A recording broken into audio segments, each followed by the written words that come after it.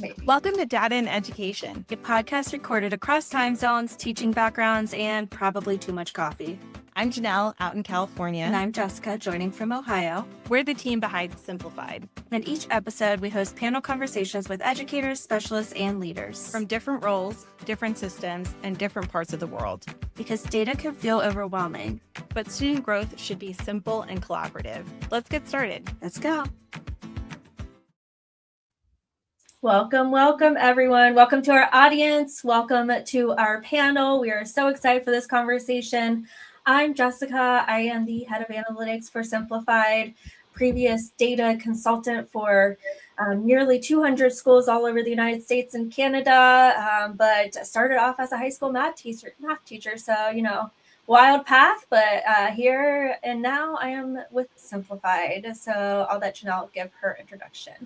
Hi, everyone. I'm Jenelle McClenahan. I'm the founder and CEO of Simplified, which is a data tracking platform that really helps teachers shift their mindset from reporting to creating a customized path for neurodivergent and neurotypical learners. And I've also been in education as an inclusion teacher, and I'm a parent of a neurodivergent child. Yeah, so today we're going to be talking all about data literacy. It feels like we should be talking about cold weather and snow, but only half of us are actually two-fifths of us are having to deal with that. So I guess we'll be fair and talk about data literacy instead. So our guiding question today is, why do data tools fail when habits are missing, and how do we fix that? And before we get started in that conversation, I'm going to let our panelists give their own quick little introduction. So we'll start up at the top with Jerod, and we'll pass it around. Hi, I'm Jerod Neff, and I am a director of curriculum and instruction and assessment in the state of Texas, in a small rural district. And so I represent K-12 today. I've been in this role for 20 plus years, and really excited about the conversation for today. Thank you. Raj, you want to go next? Yes. Hi, everyone. So my name is Dr. Rajagopal Appavu. I'm also a mentor at the Inspire Education Foundation, also faculty at the University of South Florida. Also, I'm the mentor in the School of Research Rising Star based in Tampa, Florida. So my expertise in the area of the education and AA and the healthcare sector. So this is the interdisciplinary area where we connect the data into education towards the healthcare aspects, because there is a growing opportunities in the healthcare sectors, and there is a high demand of job opportunities, and many more upcoming, like COVID and so on. So I'm happy to be part of this panel discussion, and thank you very much for the opportunity. Yeah, absolutely. Kurtis? Hi there, everyone. Really honored to be part of this conversation. My name's Kurtis Hewson. I'm lead learner and co-founder of Jigsaw Learning, former school administrator, university instructor, and now I work with schools and districts across North America and beyond, building upon and introducing a framework we refer to as collaborative response. Really looking at how can we ensure that our schools are set up with robust systems of collaboration so that no student is left to fall through the cracks. We often talk about every child deserves a team, and how do we ensure that's happening in schools? So honored to be part of the conversation. I was just going to ask you to tell us what your shirt says, but you already said it. Every child deserves a team. Good deal. All right. Okay, let's start the conversation. I'll go ahead and hand it over to Jenelle. Yeah, so we actually moved this question up because I just feel like it's such a good one. How do you support data anxious educators? Whoever wants to start.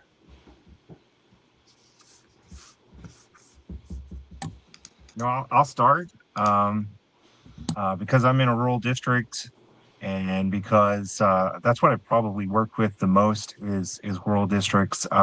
The data piece is probably one of the last pieces we talk about in terms of supporting teachers and really giving them as much support in really using all the tools that they have outside of the, using data for reflection. But I do have data anxious people, and part of it is just when we have those conversations, the first thing that we kind of talk about is that, when we have conversations, that when we talk about what's happening in your classroom or the results on your test, we usually talk about that what you have done in the past, that was your A game coming into the conversation, and that whatever happened, and you did the best that you could, you understood the circumstances, and that before we can like move forwards and grow, we just have to be honest with ourselves, like, this was the best that I could do. I recognize it, you recognize it, and then we can start talking about building strategies for tomorrow. And that's really what growth is about, is using that data to kind of leverage what is tomorrow going to look like, and not just dwell on the past. And so that's probably step one for me on dealing with anxious educators. I think I can jump in there too, because I really believe that starting small, Jerod, like you say, is important. But I also think, and I understand, that a majority of people listening are going to be in some kind of leadership or some type of role of leading teachers to look at that data. I would argue that it's our job as leaders, whatever that capacity is, whether it's at a district level, at a school level. For myself as principal, I always felt it's my job to organize the data so that the teams can then respond. And I'm going to share a little story. I had a school that asked me to come in and help lead the creation of some team goal setting based on the data that they had. And my question to the principal was, will you have data available for the teams? And they said, oh, yes, for sure. I'll have that ready to go for the workshop. I did not ask the most critical question in regards to how will that data be organized? Because they came in with stacks of literacy scores from students, but it was raw data. And does anyone want to guess what the teachers did for the next 45 minutes? They went back to their classrooms, got highlighters, and started to highlight who were the kids below, who were the ones significantly below. Manual conditional formatting. Absolutely. Where we went, oh my goodness, if I as a leader, and this again was my retrospective, I need to ask the question, how will you organize it?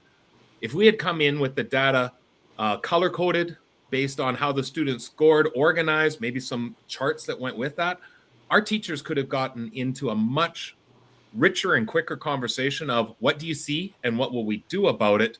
Jerod saw their anxiety rise when they had this stack of information and they went, how do I break this down? So I think one of our biggest roles is organizing the data so it can get utilized effectively. Thank you very much. So I'm completely aligned with Jerod and then Kurtis. So my view, we have so much of data, and in the real world classroom, we have a lot of students and a single teacher.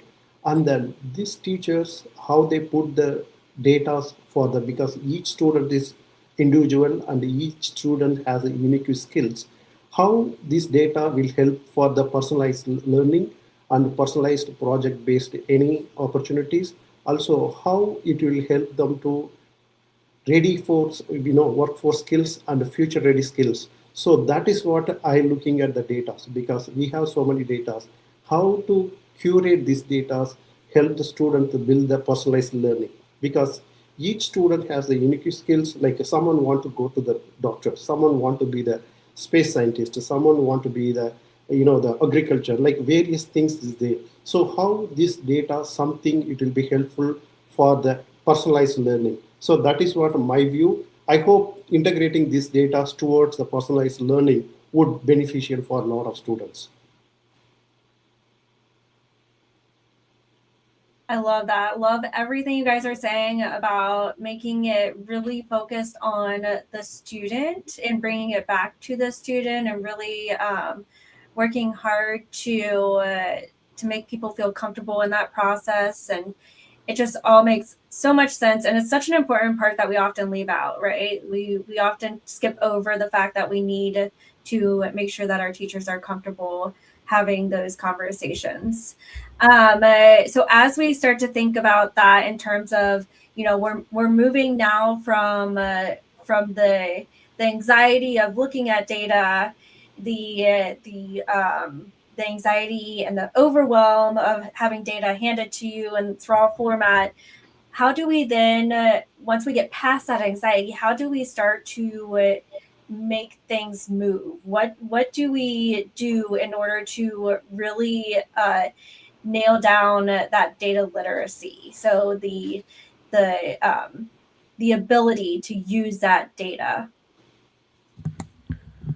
To me, I think this comes down to, again, as leaders, how do we structure the conversation, and can we simplify that conversation, knowing that over time, the depth of understanding and what we're seeing in the data can intensify or can deepen for our teams, but not at the start. And so I think one of the first ones is, how can we do it in teams so that it's not highly personal yet?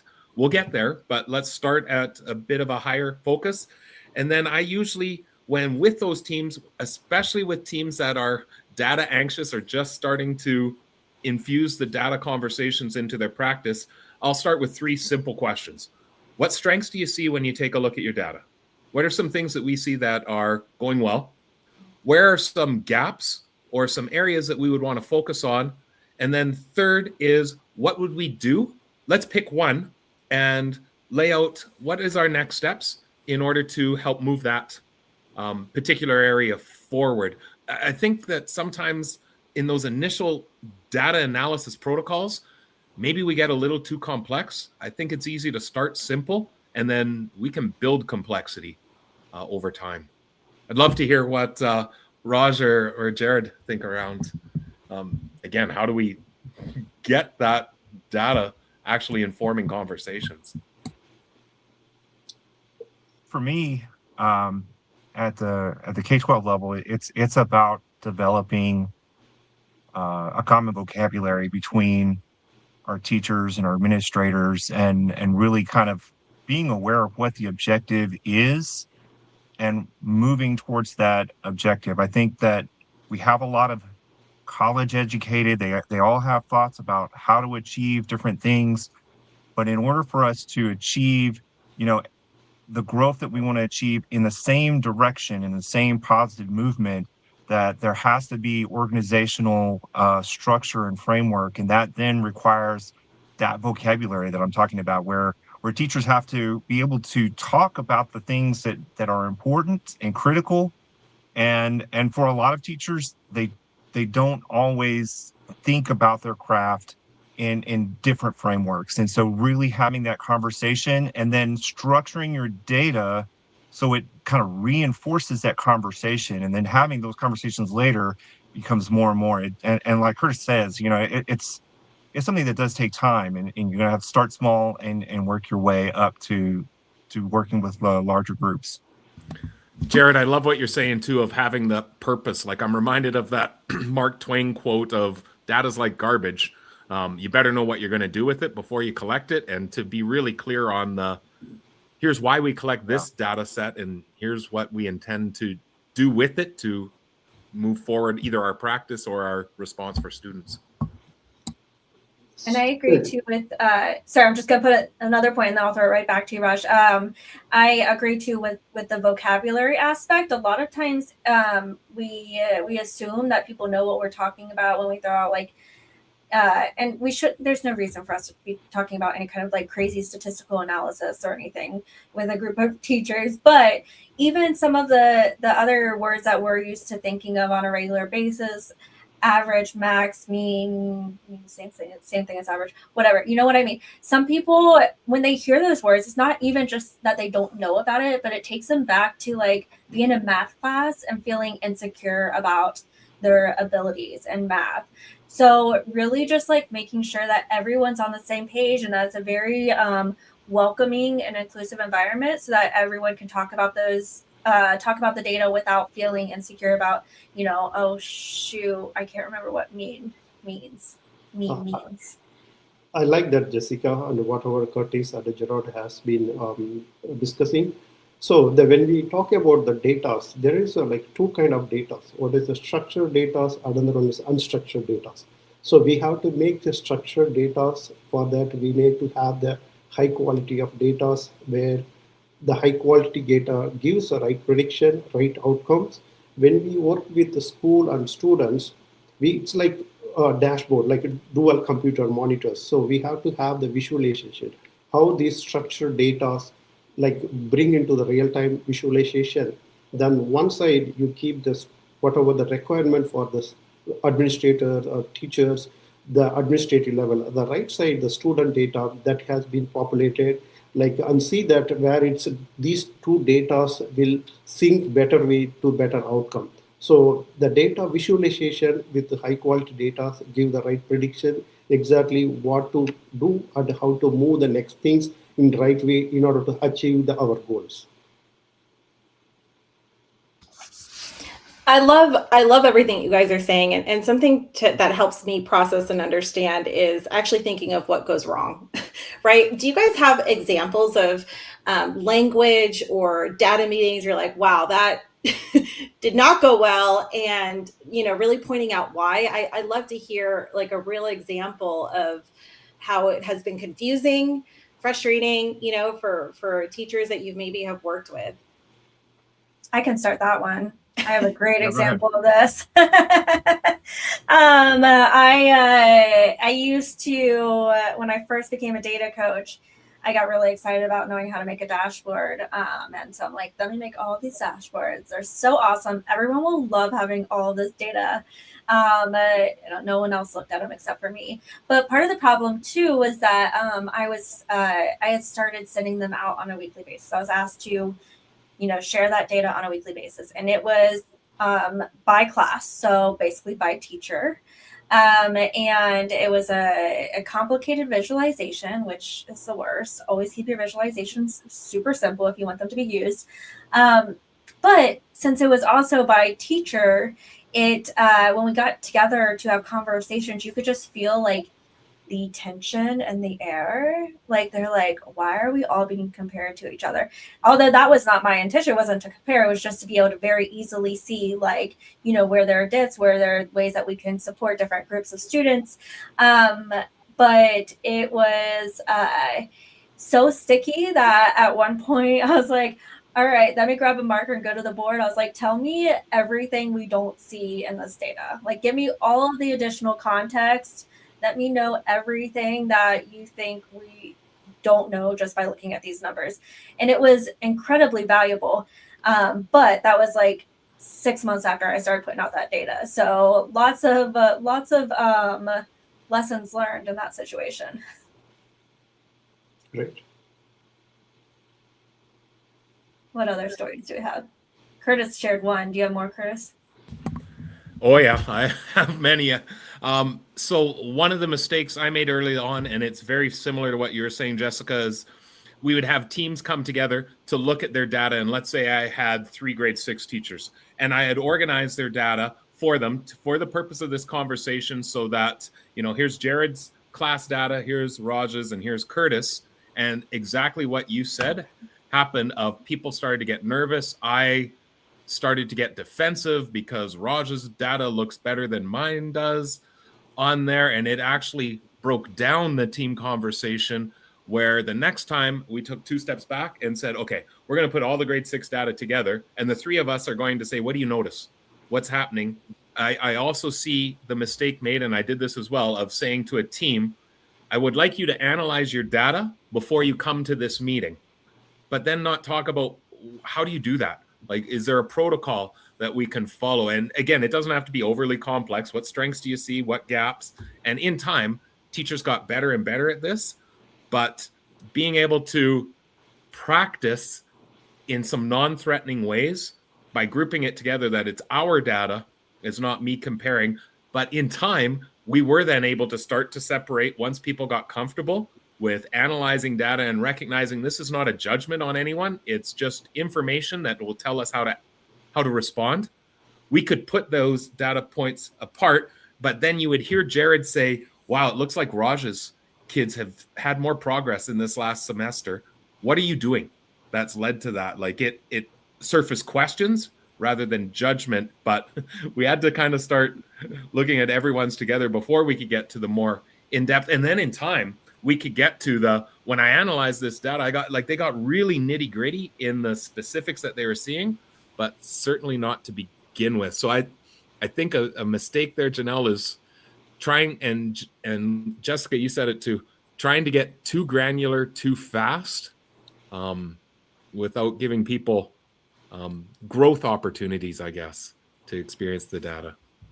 I'm going to throw out an administrative aspect, and that comes from Texas and being a part of merit-based pay and really understanding the rubrics that administrators use in order to evaluate, and so having a small district, I have lots of people coming in from lots of different places, large and small, and so there's a lot of movement, or there has been in the past, and so that has not been really consistent. And we really had to sit down with administrators to, go through that appraisal rubric for teachers. And we brought in support as well, but really starting to take time to look at that data and then note the things that we are not, especially aligned on, and really kind of digging into those very specific definitions, because what one person reads is something different from another, and really kind of getting on the same page, so that when we do produce those ratings for teachers and they do get that feedback, that they can get that from Raj, and they can get that from Jenelle, and they can get that from Jessica, and know that it's going to be same or really close to the same, and something that's very reliable, which I don't know, we could have said we could have done 2 or 3 years ago, and that's another way of where language and understanding that basis before you start collecting is really essential. I love that you brought up a rubric, because I had a conversation with my mom actually recently where I was like, You gave her a when rubric?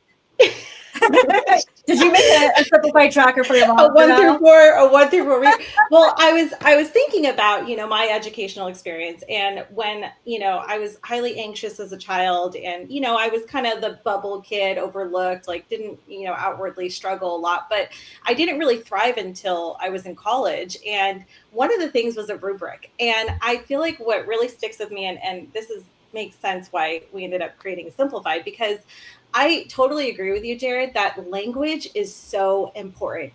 And for me, as someone who has very similar, like, neurodivergent qualities as my son, knowing exactly what is expected of me and like exactly what that looks like helps me thrive, and it helps students thrive, it helps teachers thrive. So if they know, oh, that's what you mean by this, and like the more literal you can get, I think the better, because if we can communicate and all be on the same page, then I can meet that level of expectation, right? And rubrics really provide that, right? And so but so much of the rubrics that are out there, and I love to hear that you guys really dissected it, because they're sometimes so complicated, and everybody, like you said, has such a different interpretation that, like, it's so subjective, and it becomes less about what we're doing and more about interpreting what that means, and then now it's just like extra work. So I really resonate with what you're saying. Yeah, I agree. Those rubrics are crazy. And something also that I found is that in a lot of like teacher evaluation rubrics that I've seen, at least, it often says, like, teachers are using high quality student data to make decisions in their classroom. But there isn't a lot of like guidance on exactly what that looks like. Even from administrators, I feel like sometimes I have teachers that come to me and they're like, I asked my administrator, what do I do in order to fulfill this component of the evaluation? And they gave me a very vague answer. And so I think sometimes we need that clarity. And I think sometimes, not all the time, but sometimes the issue really is just figuring out how to do it in a cycle, right? So another story, I was teaching back in Chicago, when I was in Chicago, and we had a data meeting where we all sat around with all of our data in a packet, and we did the manual conditional formatting. So we got out the highlighters and the pens, and we started looking for our top 5 and our bottom 5, and we talked about it, and we talked about next steps. And then we all went back to our classroom, and I sat that packet on the corner of my desk, and the next time I picked it up, it was dusty, very dusty. I did not keep my desk super clean. It's definitely not as clean as this desk is now. But it was chaos all the time. But part of the reason why that happened was not because I didn't care. or because I didn't think it was a priority. It's because I didn't have the expectation that we were going to come back to it, that there was going to be a follow-up, that we were going to say, okay, you tried those next steps. What kind of impact did it have on your data? And I think that part is often missing, right? That follow-up piece. And that's important, not just because it makes it feel like it's a complete waste of time, but also because when you do that follow-up and you see whether or not your actions had an impact on student learning, that's when you start to connect those dots and really start feeling that momentum and start getting into the cycle of using data over and over again. Something we've talked about, so far we've talked a lot about using data in teams, and whether that be like grade level teams or administrative leadership teams, whatever it may be. But we haven't talked too much about like the day-to-day data with teachers in their classroom. So I'm curious, how have you seen data show up in those day-to-day conversations and that day-to-day work that the teachers do in their classrooms? Jessica, maybe I can jump in, because when you're discussing with the creating this connecting the data, that is something really important which you brought in. And then also Jerod had talking about that the rubric. So thinking like eagle views. So we have a lot of data. Okay, how do you connect those data? Where do you connect? And what it says? What is the meaningful data? How these data work with AI in education, because pretty much all school district is expected to implement AI and all the ethical, technology parts. So I'm thinking about that, how, because we have the data, how do you connect it? Where do you connect it? How AI technology can build and bring everything together in order to, in the right pipeline, to make a decision. Something I'm maybe Kurtis and Jerod maybe can share other ideas as well.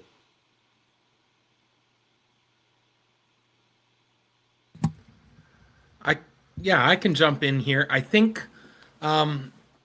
this comes back, and I'm going to address the day-to-day, but it's kind of a bigger picture of us being able to say, what are we trying to accomplish?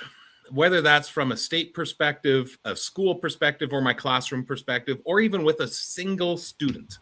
What am I trying to accomplish? What am I trying to do?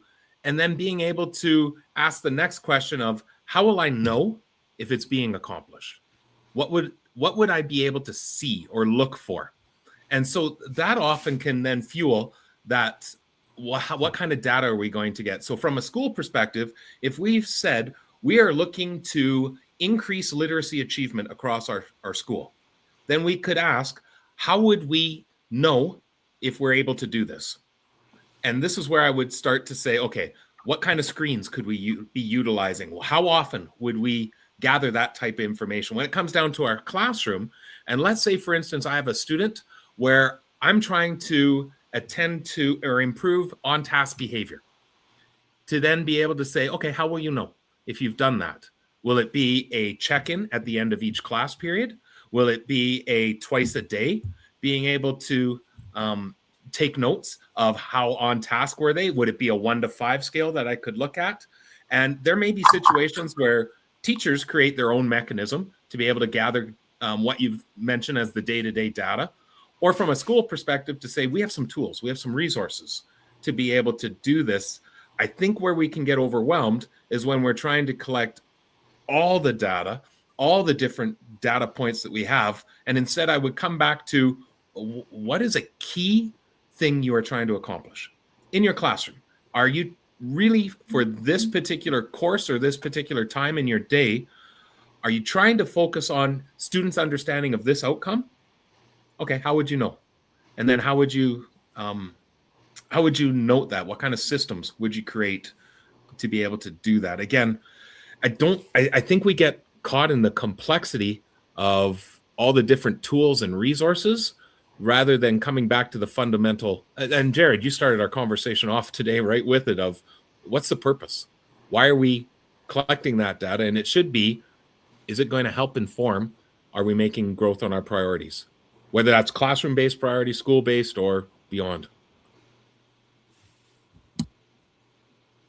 know, at the district that I'm at right now, we are a part of a program that focuses on the new state issued curriculum, and it has been a monster curriculum.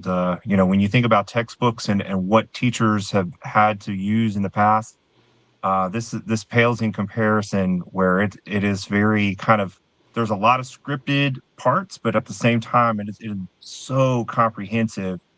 And so one of the things that we've really had to focus on is implementation and internalization of lessons. And that's something that we monitor throughout the year, that we will do internalization during our professional learning communities during the day, and really kind of talk about strategies and things that we can improve on that overall strategic plan. But also we are doing walkthroughs and looking at, how are teachers implementing this curriculum as a whole, and are they going through the process of hitting all the major points in order to really accomplish that learning objective during the day. And so as far as data, like Curtis talking about, we've got data coming out of everything. It is everywhere, and really narrowing down the things that really matter.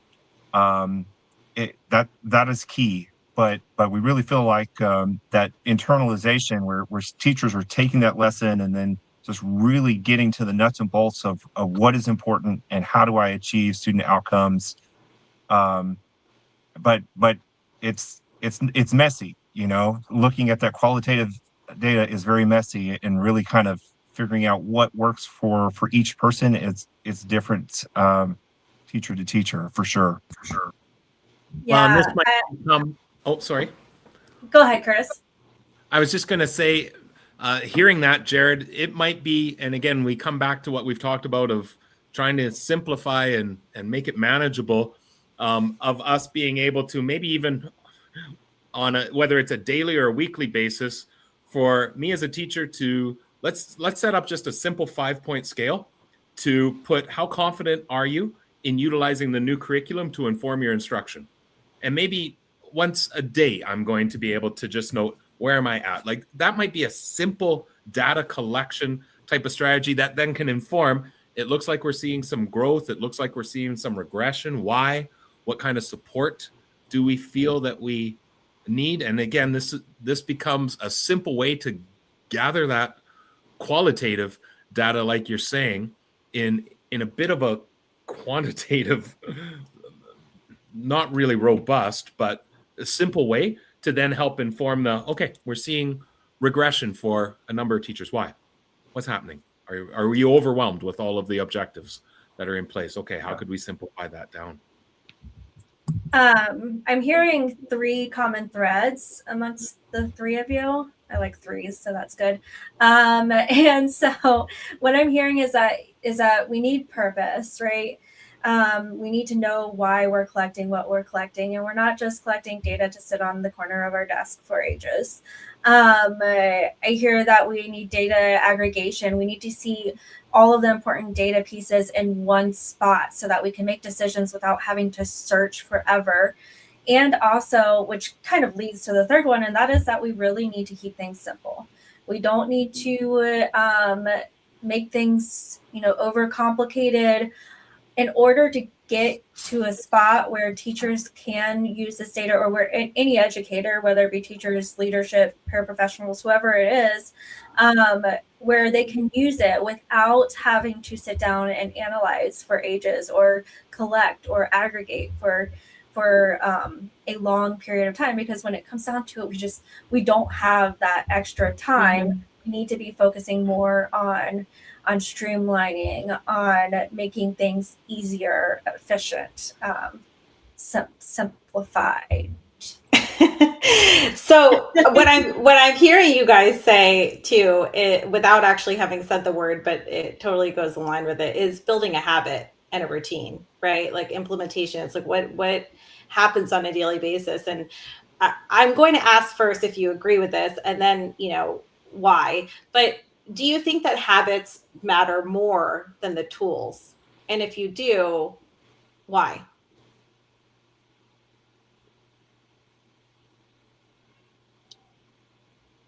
maybe I can jump first. So the habit is something really important. That's what we trained. The right habit makes into the right data. The right data reflects into the right learning the students as well as the teachers and the whole ecosystems. So that's what the habit is, the another version of the tools. Thank you.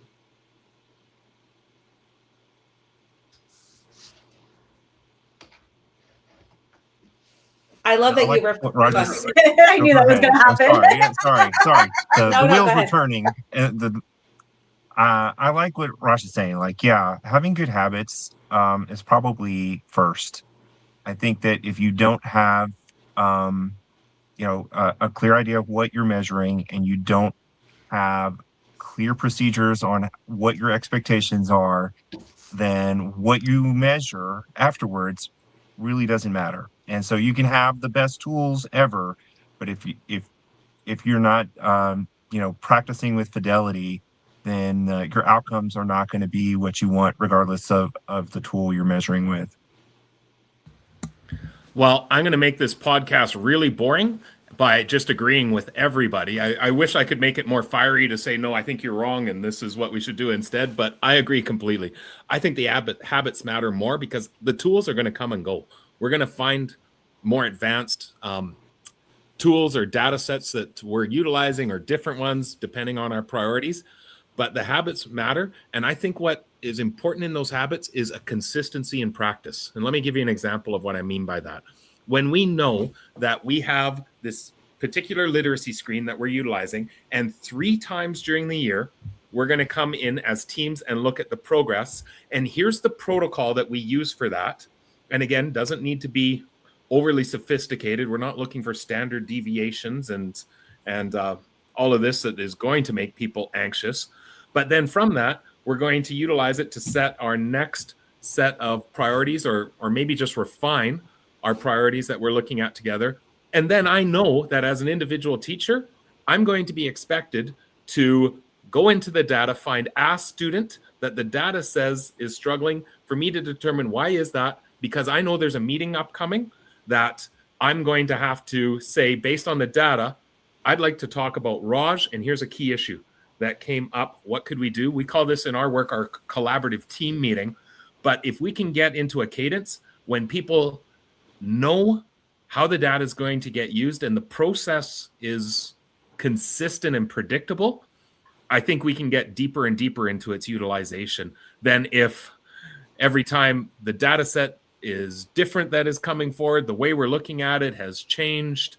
Every time we come together, there's a different protocol or mechanism that we're utilizing. That just creates confusion and dissonance.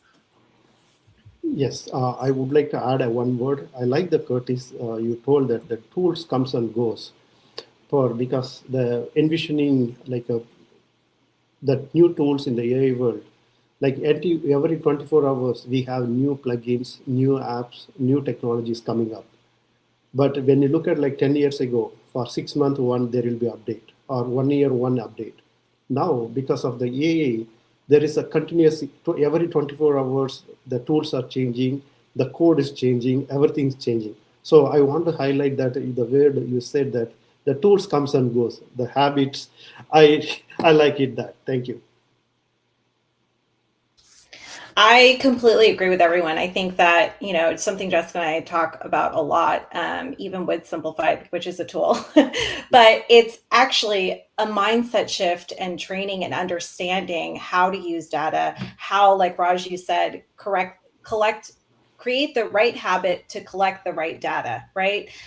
Is so, so important. And something that we even have to tell our clients too is, to collect negative data too. I think sometimes, we do like these checklists of like the I can statements, and I tell our teachers, like, it's okay to put an X, like we didn't get to that, right? Because that it tells us information. Data is supposed to tell us information, and whether or not something is sustainable too, right? And it can't just be sustainable good for the student, has to be, fit into the routine and habit of the teacher in order to do it consistently, right? And so to find that negative data or something that didn't work is just as important as finding the things that do work. And what I hear you guys talking about is another word that Jessica and I throw around a lot is momentum. I think that when we have those habits and teachers and students start to feel successful, then you want to regularly start, like, oh, like this looks like they're doing well, they're growing, right? And you start to build on those small wins. And I think that is so important to that habit. I think when we feel rewarded, right, by the work that we're doing, the more we're going to want to keep doing it. Jenelle, I want to jump in with just a quick story that I think speaks to this. So one of the tools that we've had in our province in different, it's looked in different ways over the past number of years, but we have what are called provincial achievement tests that happen at grade 3, 6, 9, and then there's diplomas at grade 12. And with one school I was working with, they hated these tests, hated them. They would happen at the end of the year. How they were getting utilized were in a little bit of an evaluation and judgment capacity.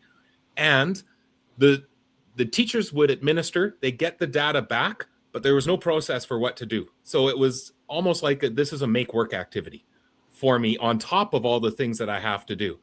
However, once that school started to say, okay, we're going to bring that data and we're going to start to analyze it. We're going to start to organize it in ways that can show what are we seeing. We're going to start looking for trends. We're then going to start to build responses in. We're going to stop debating about the validity of the test and talk about, well, it is what it is. What could we do from what we're finding out?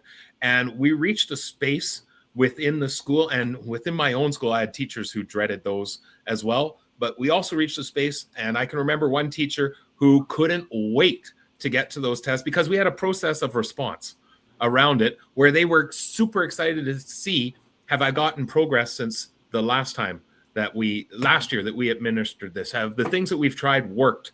And we would get people excited about gathering data, which sounds completely ridiculous for that teacher that goes, oh my goodness, I'm so overwhelmed with all the data that we have. But it was because there was systems and processes of response, not just we collect it to put it in a spreadsheet that goes somewhere.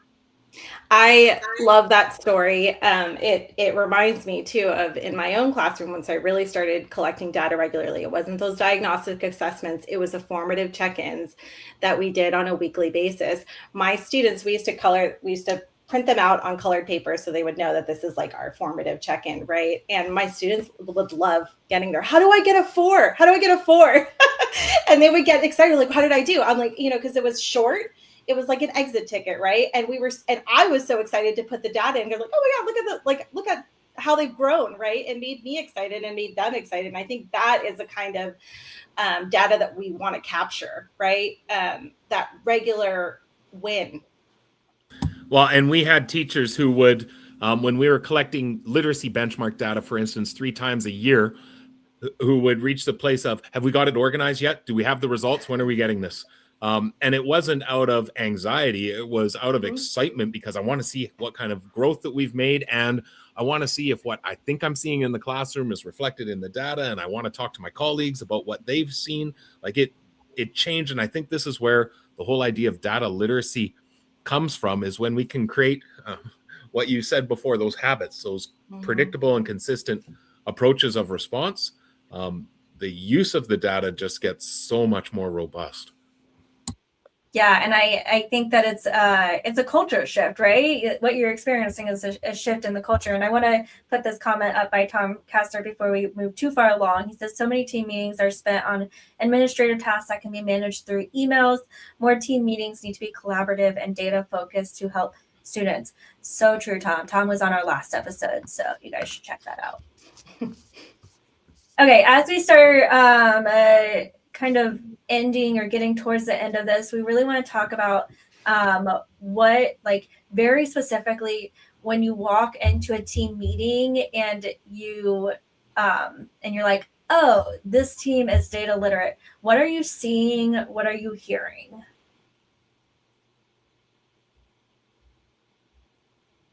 For me, at the K-12 setting, is I love hearing all kinds of conversations, and teachers will love to come in and bring their data and that kind of stuff. And I think that all of that is really helpful to have the exuberance that you guys are kind of talking about, Jenelle and Kurtis. The I love my data. I'm excited about my data.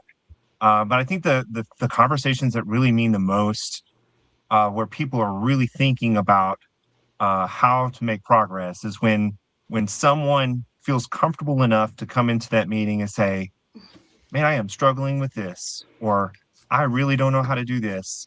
And I got 5 other teachers in there that say, these are strategies that have worked for me, that have demonstrated positive outcomes. And they only know that because they have the data. And it's next level stuff. A lot of data meetings are just data talks and not necessarily data action.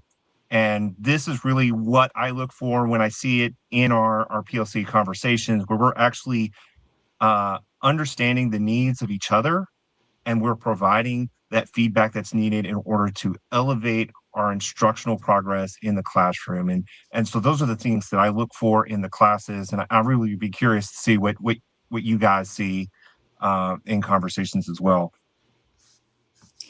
I love what you just said, though, about, I mean, that's essentially vulnerability with data, right? Like, we start from the beginning with not feeling good about it, feeling very anxious. But what you're coming full circle and seeing is that we are open to talking about our student struggles, and because we want to look at the data and because we want to come together and collaborate to best support the student. It's not about me knowing everything, right? But collaborating with the expertise on campus. I love that. Maybe if I ask me, what I would think about is, because when we work with the various teachers, various faculties, which they have been so many discussions, so many talks, which is the most pressing issues, and how to prioritize to students to get better outcome, to solve the teachers' problem. So there will be like tens of the points. I would look for the top 5, the priorities that I will try to implement in the school system or school board, whatever. So that is, I categorize it, which is the pressing issues and which something we have to immediately jump in to solve the problem. So that is my view. And I love, Raj, because you're echoing with Jerod too, of what are we going to do to solve it? And to me, those are 2 things that I hear. To go back to the question of what do we hear when we come into teams? We hear we a lot, and we hear, what are we going to do? Okay, yeah, the data says this. What are we going to do? In teams that are feeling comfortable with the data, we hear that. In teams that are not, we hear things like, well, this question isn't a really good question that we should be asking at this point in the year. Well, I don't like how this, you know what, these 3 kids didn't even have breakfast this day. We see excuses rather than and I know there's realities, don't get me wrong, but we want to get to the actions. A protocol that I would encourage people to utilize, it's been game changing for us when looking at data, is we always start with celebrations.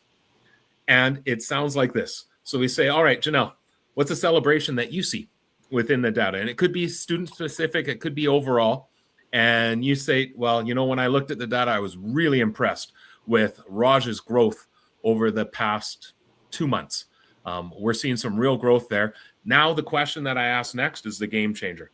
What do you think you did that led to that success? That it's not just there was a miracle that something happened for Raj. It's as a direct result of our actions. And that creates what we know has the greatest impact on student achievement, which is a sense of collective efficacy within the team. When the team can say, I see this growth, and here's what I did or we did that led to it. I think that's super, super powerful. I would encourage anyone listening, try that next time you engage with your teams. We even use it in student-specific meetings when we're talking with a student. What's the celebration? And then, great, what do you think we did that led to that, or you did that led to that success? It changes the mindset. Jenelle, hold on. Before you start talking, I want to put this comment up real quick. Rick Kutcher. It's Kutcher. It's not Ashton Kutcher. I feel like I always said Ashton Kutcher, but then when he introduced himself to me before, he said, like Ashton Kutcher. So I think I'm wrong. It's Rick Kutcher. I know that much. It's Rick Kutcher. Okay. I missed the beginning, so you may have already discussed this. And this is perfect timing. He sent this right as you started talking about the protocol, Kurtis. The protocols for data meetings are crucial. What are the questions the data views, the actions that are the basis for each meeting to drive the discussions?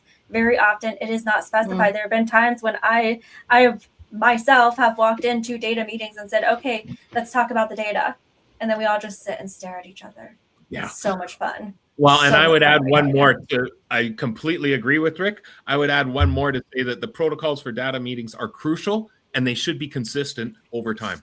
That we shouldn't be, like I said before, it should start to become predictable of this is just how we respond. But following protocols is critically important. I think we do a disservice to our teachers when we say you have data, go take a look and analyze it without just saying how. Yeah, Kutcher. I got it right. Yes. Okay, sorry, Jenelle, go ahead.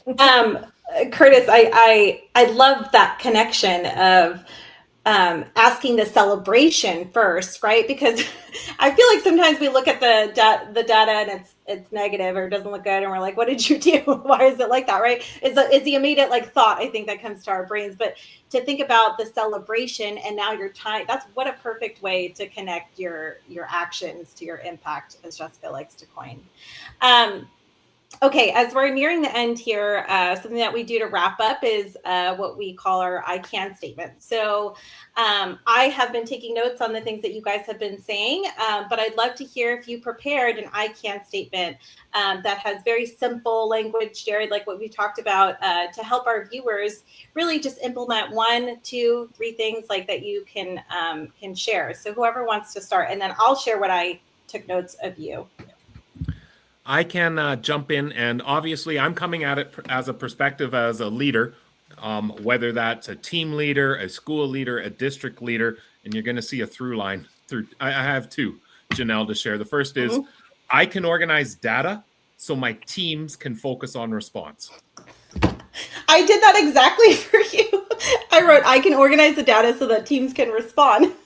And I can confirm it says those exact words on her notes. I will confirm that. Wow.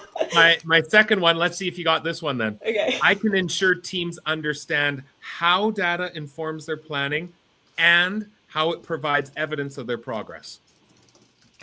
I did not have that exactly. But what I love that, because that's the next step to yours. I only had your first step, but I also have a few more for you. Do you have any others that you want to share? Those were the 2 that I think are big for me, is working with the team so that they understand how it's going to inform their planning and provide evidence of what they're doing. And then can I organize it so that the teams can focus on response rather than 45 minutes of going and getting highlighters and trying to organize it on their own? Yeah. No, I think that's amazing. I also put for you, I can see strengths in my data. I can identify some gaps. I can pick one and create next steps. I think those are very solid, steps that anybody can take. I would add one more extension to that of not just I can identify my strengths. I can identify the strengths in the data and what I did that led to that result. I love it. What I did or we did. I also like when you said, I can ask, how will you know? I thought that was a powerful question too. Like, how will you know when you're creating those systems?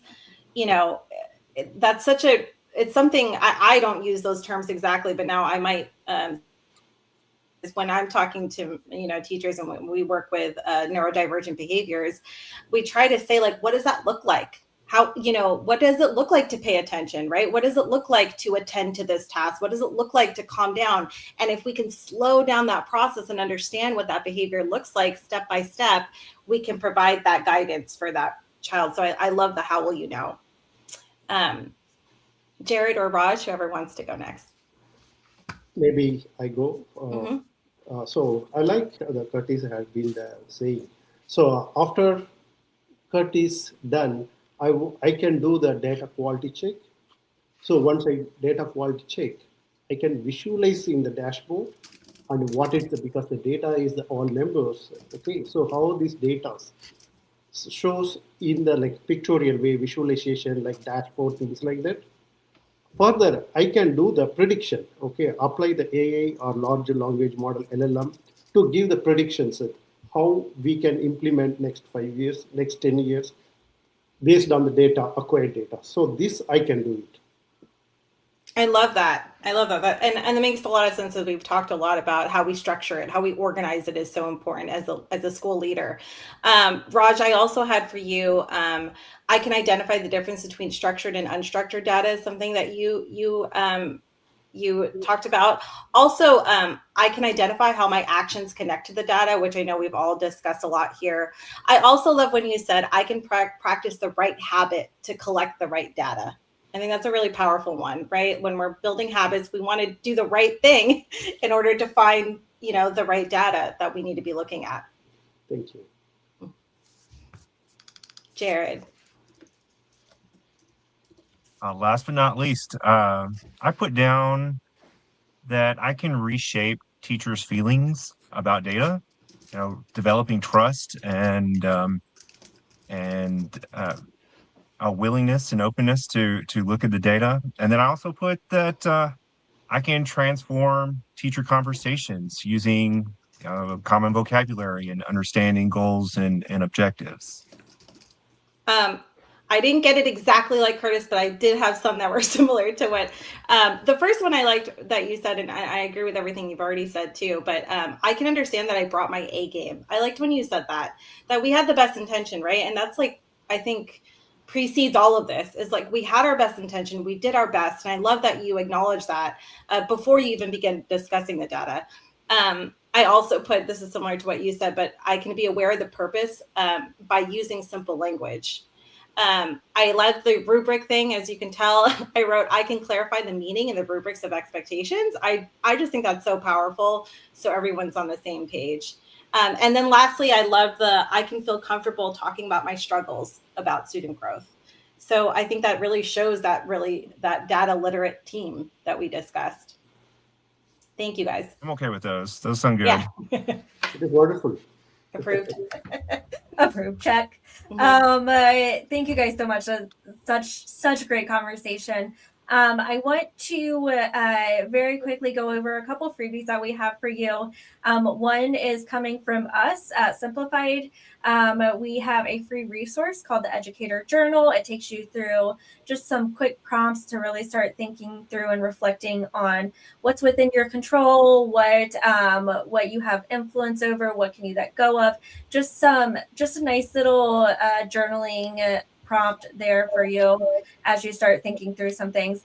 And then we also have a freebie from one of our panelists. So Kurtis, you want to give them a quick overview of what we're including from you? Okay, now I can't remember what I shared with you, but I will do this one. At our website, jigsawlearning.ca, if you go to the free section, or you can go jigsawlearning.ca/free, we have a number of leadership guides on how to establish effective team meeting agendas, how to establish norms. And there's also a free webinar on there that is focused on 5 mistakes leaders make when organizing data for teams. I think you'll find it a really helpful webinar. It was an easy one to create because it was all based on 5 mistakes I've made as a leader, and then see replicated and how we can fix those. So check that out at jigsawlearning.ca/free. Perfect. And that was exactly what you sent us, Kurtis. Okay, good. Good work. Good work. Okay. Well, thank you all so much for being here, for having this conversation with us. Thank you to our audience, to those of you that sent in some comments. That was so fun. I just love being able to put your words up on the screen. It makes me, I don't know, just makes me so happy. So I appreciate it. If you are just lurking, that's fine too. But next time, say hi, just so I can put your name up on the screen. Okay, I think that's all. Thank you all so much. Thank you so much for having us. Thank you very much. Yeah, thank you so much. And for Tom and Rick who are out there, hope all is well. Thanks for joining in. That wraps up today's conversation. Huge thanks to our panelists for sharing their perspectives and real experiences. If you're looking for the free resources mentioned in this episode, You'll find them in the show notes, along with a free trial of Simplified, it's a chance to explore tools designed to make learning and behavior more visible. and to see what clearer, simpler data can look like in practice. We'll see you next time on Data and Education. Data, data, data, data, data, data, data, data. What do I say? Data. Data? Yeah. I say data, huh?